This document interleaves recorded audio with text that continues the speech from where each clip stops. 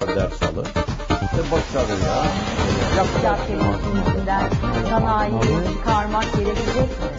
soğuk iş duvarları dışında kişiliğinden de ilk ulaşım. Merhaba, ben Merve Ulusoy. Yeni bir İşte Gündem programıyla tekrar karşınızdayım. Programımızın bu haftaki konuğu Walmart eski yöneticisi Michael Bergdahl. Çalışma hayatına PepsiCo'nun Frito-Lay bölümünde satış organizasyonu yöneticisi olarak başlayan Michael Bergdahl, 1990 yılında dünya perakende devi Walmart'ta insan kaynakları yöneticisi oldu. Burada personel alımı, tazminat, çalışanlarla ilişkiler, uyuşturucu taraması, kolejlerle ilişkiler, hükümet programları, bilgi girişi ve eğitim dahil olmak üzere 6 farklı bölümden sorumlu olarak şirketin kurucusu Sam Walton'la birlikteydi. Walton'ın vefatının ardından Walmart'tan ayrılarak American Eagles Outfitters'da insan kaynakları başkan yardımcısı oldu. 2003 yılında bu şirketteki görevini bırakarak iş hayatı boyunca edindiği deneyimlerini herkesle paylaşmak istedi. Ve ilk olarak Sam Walton'dan öğrendiklerim adlı bir kitap yazdı. Michael Bergdahl başarılı bir iş geliştirme uzmanı olarak deneyim sahibidir. Michael, welcome to Turkey first of all. Merhaba. Merhaba. It's a pleasure having you here. It's very good to be here. I really feel fortunate to have the invitation of Akbank and I listened to your speech today. I really enjoyed the full 2 hours, actually, I should say. And I realized that you are really the most credible person to talk about Walmart case in the world. Well, you know, that may be true as an external person. There are, of course, a number of internal people that would disagree with you that think they know more about the company. But I am considered an external authority on the organization. Before you came to Walmart, actually, you were working with PepsiCo and Frito-Lay. That's right. And then in Arkansas, you went for an interview early in the morning on Saturday, and also Sam Walton, who is your mentor in the world, and the late Mr. Walton really just jumped into the interview room, and That's right. you didn't even realize that he was the founder of the company. That's right. When I first met Sam Walton, I thought he was the janitor that Saturday morning because he was dressed in coveralls and work clothes. And until they introduced him to me, and I found out, I was a little embarrassed to know that I had thought of the world's most successful merchant was a janitor. Actually, the nickname Bird Dog just came that instant, I thought, like you said during your speech today, because of the southern accent when you were introduced to him? Yeah, when I first met Sam, I was introduced by the chief operating officer, and in the introduction he said to Mr. Sam, because everybody referred to Sam Walton as Mr. Sam, this is Mike Bergdahl. And when he made that introduction, Sam looked at me and he said, "Bird Dog?" And from that point onward, the nickname stuck, and I have been referred to as Bird Dog ever since. But you should consider yourself lucky because Mr. Walton's major interest in life was hunting birds, and his dogs were really important for him. Oh, the dogs were just, really important to his life. In fact, he used to bring his hunting dogs to the headquarters office, and he released them in the halls to run around the building on Saturdays. He was really a down-to-earth person. He was really not very much into money. He was cheap but chic. He was using a pickup truck, not riding luxurious cars, and even taking, instead of coach class, economy class. Yeah, that's right. I mean, when he traveled, he would go out of his way to find the cheapest hotel he could find, and when he traveled with someone else, he often would share a hotel room with another person he was traveling with to save money. He was notorious for being tight with money. He didn't even like spending money on technology for the company, but he was smart enough to know that he had to, and he invested in technology at times when others didn't. But he did it every time he did it. He didn't like spending the money. Walmart actually is so successful because they really work on every penny. They're trying to be the cheapest product selling company in the wholesale market. You can't really beat the prices of Walmart. There's no way. That's right. Well, you know, they're the low-cost provider. But Walmart uniquely is not really a product-driven company like every other retailer. or a merchandise-driven company. Walmart is a distribution or logistics-driven company. And the way that Walmart makes its money is really from their ability to get products into the store cheaper than anybody else, and they pass the savings along to the customer. And the supply chain at Walmart is very, very difficult for any other retailer to compete with. So instead of selling it at a higher margin, you would very easily and very logically sell it at low margins, but instead sell it in larger quantities. That's how right. you make your profit. Yeah, and what every other retailer in the world typically does is they buy an item and they say, how much can we get for it? What will the market bear for pricing? At Walmart, they take completely the opposite approach. They say, how little can we sell this item for and still make a little profit? And then they try to sell a lot of volume. And there's always everyday low prices at every store? That's right, and their strategy is to have the lowest prices around. One of the things that they do to ensure that is they shop the competition.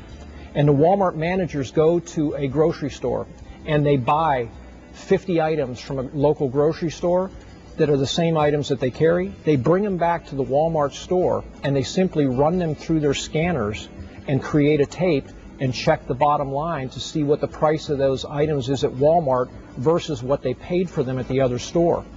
And if the bottom line is lower, the Walmart managers are happy. If the bottom line is higher, that's a problem, and they immediately lower their prices. Their guarantee to the consumer is that they'll always have the lowest prices in the community at the bottom line of the register tape. In order to have such low prices, there are many philosophies, guidelines in the company actually. To start with, I just want to name that, like you mentioned during your speech earlier, you're using both sides of the paper, putting an X on the sheet that you already used and then turning it, flipping it over, even using the back side of the paper. That's right, is that every employee in the company works to keep the prices low, to look for cost savings. The employees at Walmart, you would think they were writing the check out of their own checking account. They are so particular when it comes to spending. And I saw examples over and over again, and the way that they did it, and the reason for that was because the employees had profit sharing. And because they shared in the profits of the company, they did everything they could to try to keep the costs as low as they possibly could, so the stock value continued to rise. Sam Walton used to come to work around 3 o'clock, 4 o'clock in the morning, and he would start his working day. Also, his executive would come a little later than him, but around 6 o'clock. Yep. But still, there is no overtime throughout the whole stores. How do you make it possible, starting so early? Well, you know, for executive jobs and management jobs, there is no requirement under the law of a 40-hour work week. It's only for what they call the hourly paid positions have overtime stipulations. That's a very interesting question, because Walmart's standard for overtime in its stores is 0 overtime. Thus, of course, reducing the costs of the final products. The same thing holds true for technology, I want to mention. There is a centrally controlled air conditioning system in all the stores throughout the whole country in the United States. It's really hard to believe, but every single store has their air conditioning and heating controlled by Bentonville, Arkansas. So the local managers can't control the thermostat. They control it with technology, using satellite technology and using a Walmart satellite.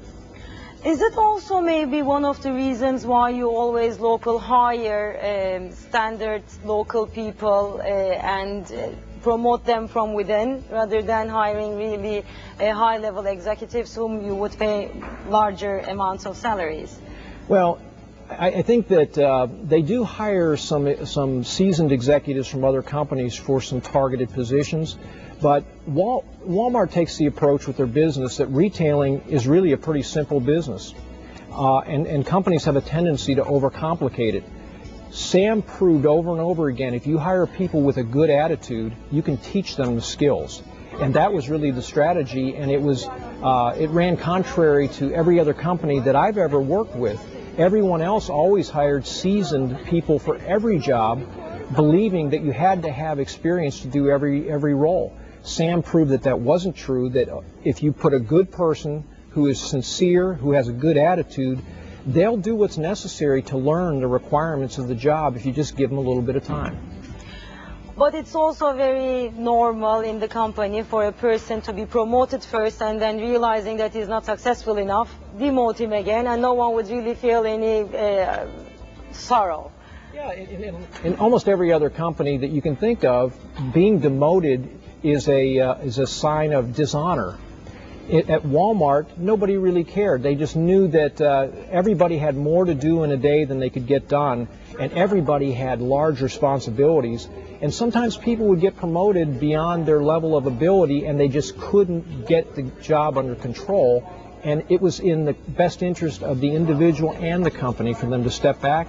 And nobody held that against them. And there were many, many examples of people who had been promoted and then demoted. And then they get promoted 2 more levels and demoted again.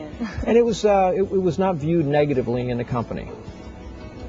Walmart eski yöneticisi Michael Bergdahl'la gerçekleştirdiğimiz sohbetimize kısa bir ara veriyoruz.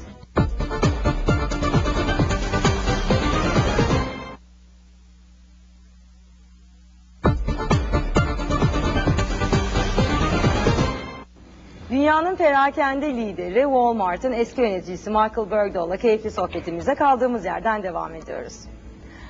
Michael, Walmart has a strategy of opening its stores in rural areas, not in the cosmopolitan areas, because of course, space, I believe. But when you first tried to enter the market in Queens, in New York, there were huge contradictions from the local people who live there and also from different interest groups. That's right.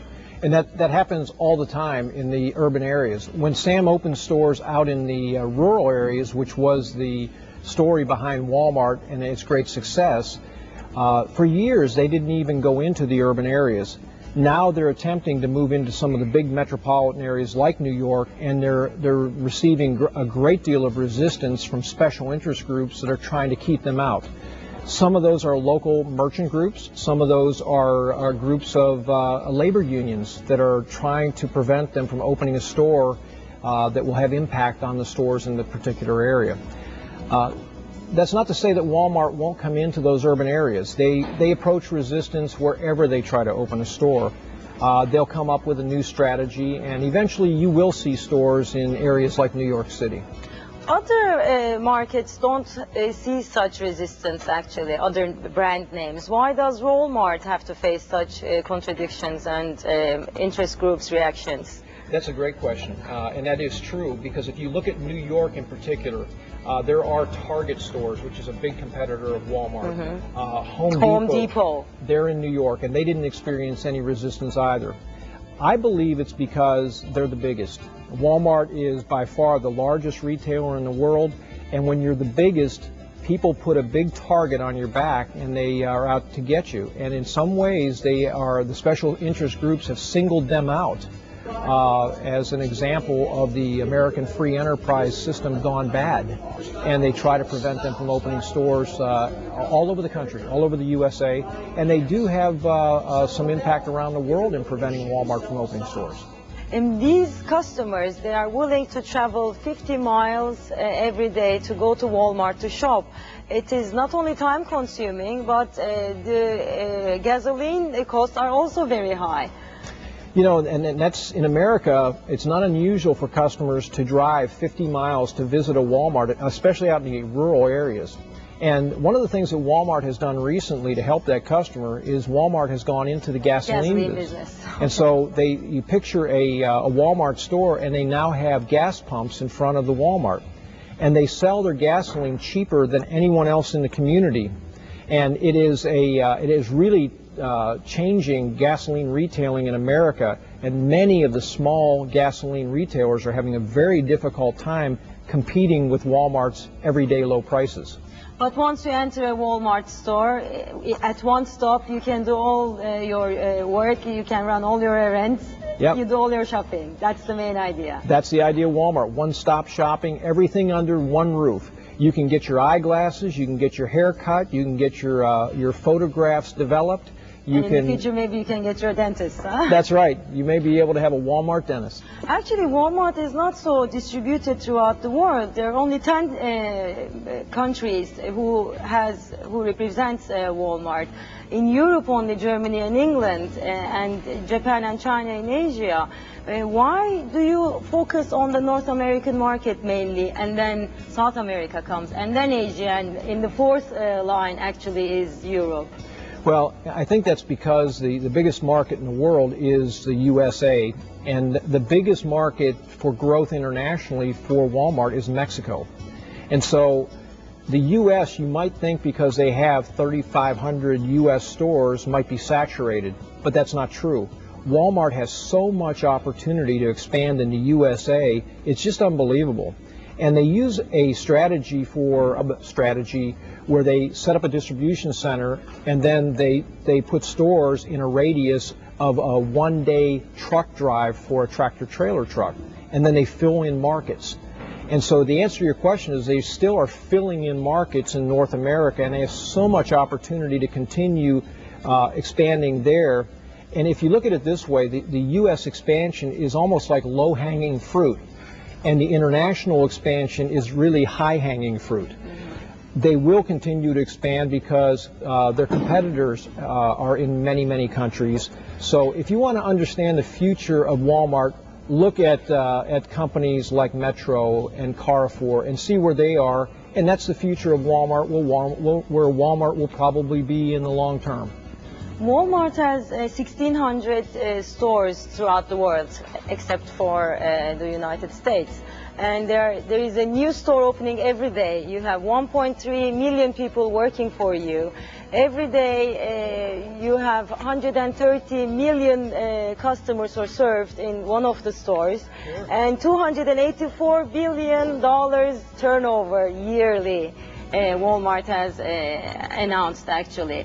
Do you think there will be a market for such a big wholesale group for Turkey as well in the future? You know, I think there's a lot of opportunity across Europe, Turkey included, because I believe as part of the Walmart strategy, they consider Turkey as part of Europe. And if you think about what you said earlier, they are in the UK and in Germany only. And they still have plenty of opportunity to expand in the UK and Germany to start with. But they're not in Spain, they're not in Italy, and they're not in Turkey yet. I think all of those markets in Germany and in Europe are desirable to Walmart, and I think eventually they will take a good hard look at Europe. But it's fourth on their list as far as priorities. It's North America first, South America second, Asia, and then Europe. Michael, you have this book, What I Learned from Sam Walton, which is translated into many different languages. And actually your main issue that you were focusing on was pockets in the book as well, where you emphasize on P as in price, operations, culture, key item promotion, expenses, talent, and service. You got them. Could you elaborate a little bit on that, please? Well, when I put the book together, I thought about the retailer that might be reading the book later that's trying to compete with Walmart. And I tried to put together what I believe to be Sam's key strategies for success for the business of Walmart. And I came up with this idea of pockets, and the strategies you just talked about are part of my pocket strategy. And these are the areas that I think that Sam Walton concentrates on for Walmart. And what I did when I designed the book, I thought of different ways that competitors could learn from Walmart and then develop counter strategies for their businesses independently.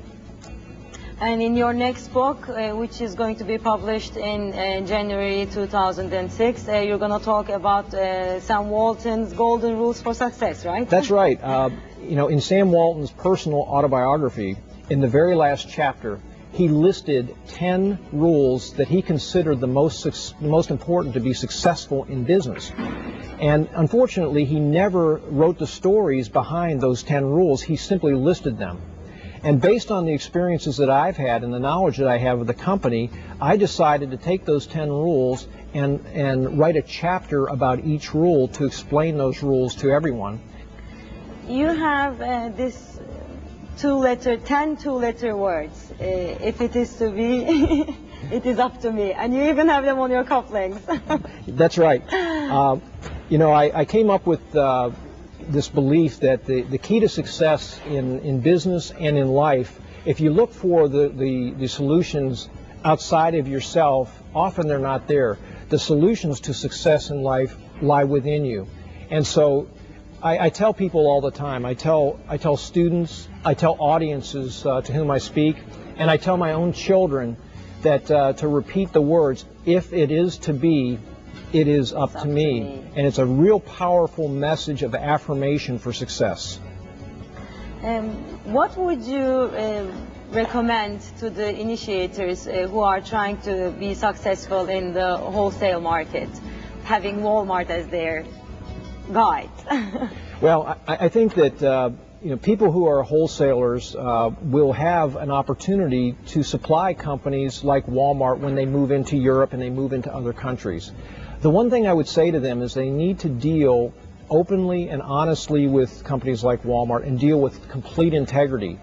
When they make a recommendation on a product price, they need to be straightforward and give Walmart the lowest price the first time. Walmart can be a good thing for suppliers when they come to town if those suppliers are able to get business from Walmart, because it's typically big business if they get the Walmart account. Thank you very much for sharing your views with us. Thank you. Thank you. Bir İşte Gündem programının daha sonuna geldik. Programımızla ilgili görüş ve düşüncelerinizi elektronik posta adresimiz iştegündem@cnntürk.com.tr'den bize ulaştırabilirsiniz. Ben Merva Ulusoy. Gündemi takip etmek, iş dünyasının nabzını tutmak isteyenler için haftaya yeni konu ve konuklarla tekrar karşınızda olacağım. Görüşmek üzere. Ders alır. Boş kalır ya. Yapacak yüzünden sanayinin karmak gerekecek. Soğuk iş duvarları dışında kişiliğinden de iyi konuşuyor.